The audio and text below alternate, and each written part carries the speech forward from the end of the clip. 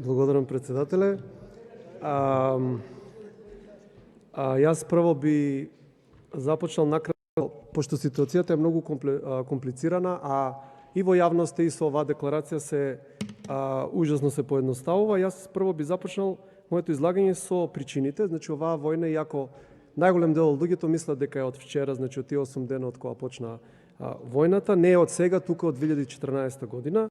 И имаме ситуација да 8 години луѓето во Донбас се нон-стоп гранатирани и бомбардирани.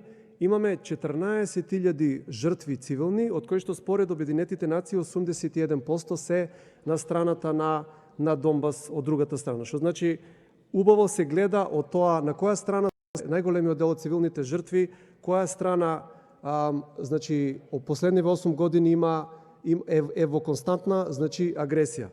За тие луѓе, за тие 14.000 мртви, ние немаме декларации, немаме тука лиење солзи за тие деца, додека за сегашната ситуација и како имаме.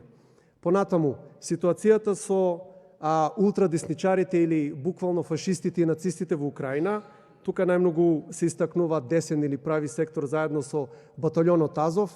Немаме никаква осуда од западните медиуми, скоро дали да се спомнати.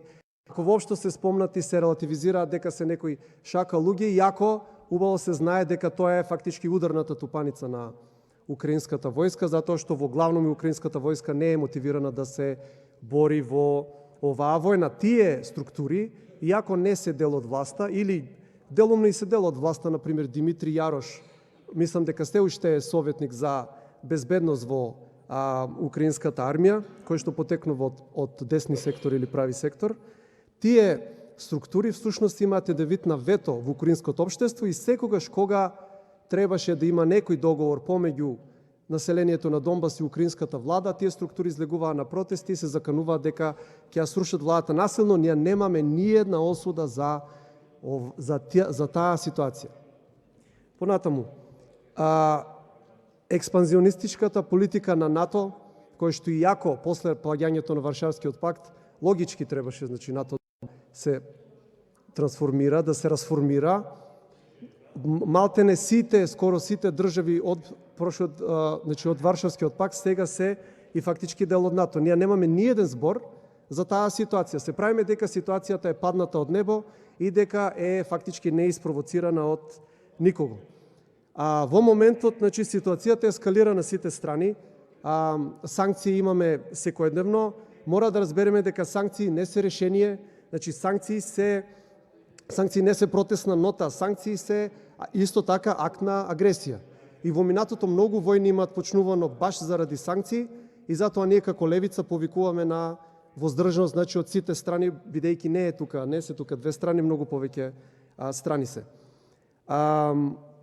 Оваа декларација во главном е резултат на медиумската хистерија која што се одвива во овој момент, во ситуација кога ние тука, иако формално не примаат во западниот свет, сепак во пропагандниот дел влегуваме.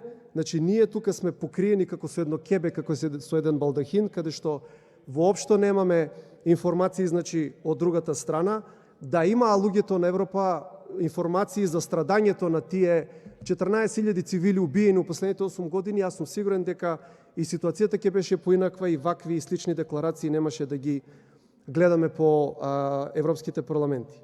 Значи, клучен интерес на Македонија како мала држава е во вакви конфликти на големи сили да задржи, значи, неутралност.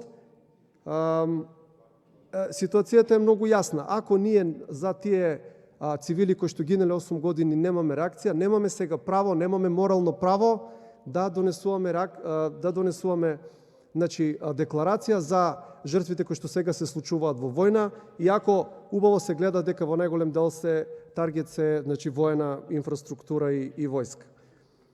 Поради се горе наведеното, значи, оваа декларација е за жал еднострана, значи го немаме моментот од 2014 од насилното рушење на власта во Украина, немаме 8 години бомбардирање на цивили, немаме нивното константно кршење на права во источна Украина.